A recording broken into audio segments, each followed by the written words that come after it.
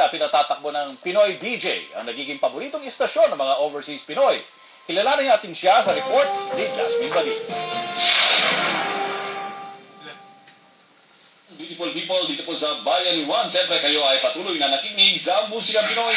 Si Emerito Mendoza, mas kilala sa tawag na DJ Torpe ng kanyang listener sa Musika FM, ay mula sa Cuneo, Italy. Nagtatrabaho siya sa isang dog community roon, pero sa gabi, nagbubukas siya ng kanyang computer at e-ere hanggang hating gabi bilang DJ ng internet, radio. 4 na oras po akong ume-ere para makapagbigay po ako ng kasiyahan sa mga OFW. Naging paboritang tambayan ito ng mga tulad niyang OFW dahil sa Musika FM, bida ang mga OFW.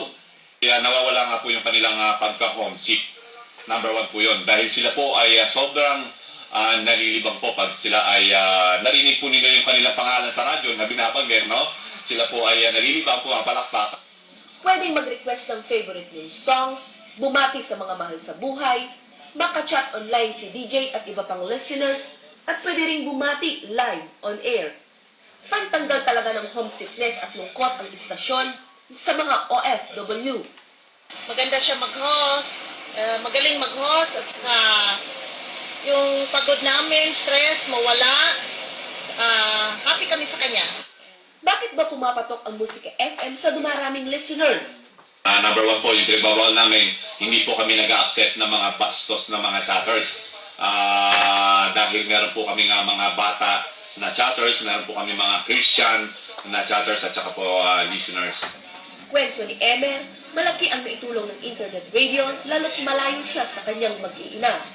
Malaking tulong po dahil nung mawawala ako sa radyo, kung saan ako nagpupunta sa mga kapitbahay o kaya nagbibingo. Sa mga gustong makipagkulitan kay DJ Torpe, bisitahin lang ang kanilang website at pwede na kayong mag-request ng paborito ninyong mga kanta. At dito po sa Musika FM, kayo po ang bida. At sa Para sa Balitang Europe, Jasmine Siman Badillo, Cuneo, Italy. Naghahanda ngayon ang isang Pinoy nurse